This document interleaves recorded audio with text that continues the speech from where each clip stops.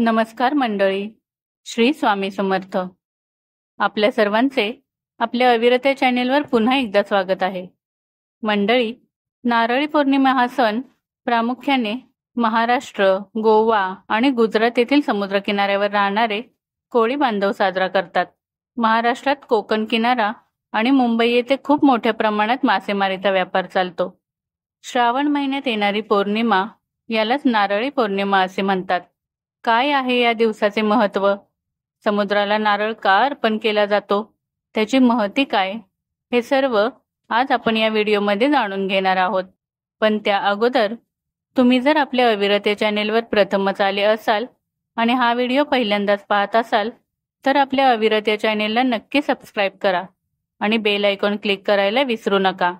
आणि हा व्हिडिओ आवडला तर व्हिडिओला लाईक करून जास्तीत जास्त शेअर करा आणि तुमच्या प्रतिक्रिया कमेंटमध्ये नक्की सांगा. चला तर मग तुमचा जास्त वेळ न घेता व्हिडिओला सुरुवात करूया. कोकण, गोवा, पालघर, गुजरात आणि मुंबईच्या किनाऱ्यालगत राहणारे कोळी समाज, भंडारी समाज, आगरी समाज यांचा प्रमुख व्यवसाय हा मासेमारी करणे हा आहे. यांचे संपूर्ण आयुष्य हे समुद्रावरील मासेमारीवर अवलंबून असते. दररोज पहाटे ही लोक त्यांच्या नौका, छोट्या होड्या आणि जाळ्या घेऊन खोल समुद्रात मासे पकडण्यासाठी जातात आणि जे छोटे मोठे मासे मिळतील त्यावर त्यांची रोजची गुजराण होते. जर जास्तीचे मासे मिळाले तर ते मार्केटमध्ये जाऊन विकायचे, असा यांचा दिनक्रम असतो. वर्षाचे 12 महिने हेच काम असते. पण जून महिन्यामध्ये पाऊस सुरू झाला की समुद्र खवळतो. खूप मोठ्या लाटा अगदी उग्र रूप धारण करतात. तसेच या पावसाच्या महिन्यामध्ये माशांचा प्रजननाचा काळ असतो. त्यामुळे या मच्छीमार बांधवांना हे पावसाचे 2-3 महिने सक्तीची विश्रांती घ्यावी लागते. ती विश्रांती म्हणजे नारळी पौर्णिमेपर्यंतची असते. नारळी पौर्णिमा ही सात्विक अशा श्रावण महिन्यात येते. या दिवशी समुद्राला खूप मोठी भरती येते. श्रावण महिन्यात पावसाचा जोरही हळूहळू कमी होत जातो आणि समुद्र देखील शांत होतो. त्यानंतर परत या मच्छीमार बांधवांच्या उदरनिर्वाहाच्या व्यवसायाची सुरुवात होते. त्यांचे संपूर्ण जीवन या लाटांवर स्वार होऊनच सुरू होते. म्हणूनच नारळी पौर्णिमेला नारळ अर्पण करून त्यांच्या घरातील आई, भगिनी, पत्नी या समुद्राची पूजा करतात. नारळी पौर्णिमेचे महत्त्व आणि नारळ अर्पण करण्यामागचा अर्थ काय असतो ते आता पाहूया. श्रावण महिन्यातील पौर्णिमा म्हणजेच नारळी पौर्णिमा. या दिवशी कोळी बांधव मोठ्या उत्साहात असतात. या दिवशी कोळी भगिनी या सजून आणि नटून समुद्राची पूजा करतात व त्यात नारळ अर्पण करतात आणि समुद्राला गाराने घालतात की आमचा धनी आपल्या कुटुंबाला मागे सोडून खोल समुद्रात मासेमारी करण्यासाठी जातो. त्याचे रक्षण कर व त्याला भरपूर मासोळी मिळू दे. कोळी बांधवांची संपूर्ण मदार ही समुद्रावरच अवलंबून असते. म्हणून समुद्राला शांत होण्यासाठी तसेच समुद्राचा कोप होऊ नये म्हणून कोळ्यांच्या नौका सुरक्षित राहाव्यात यासाठी समुद्राला विनंती केली जाते. तसेच वरुण देवाची पूजाही केली जाते. वरुण देव म्हणजे पाऊस. त्याची पूजा करण्याचे कारण म्हणजे मच्छीमार बांधवांचा संपूर्ण प्रवास हा पाण्यातून असतो. त्यामुळे वरुण देवाची पूजा करणे क्रमप्राप्त ठरते.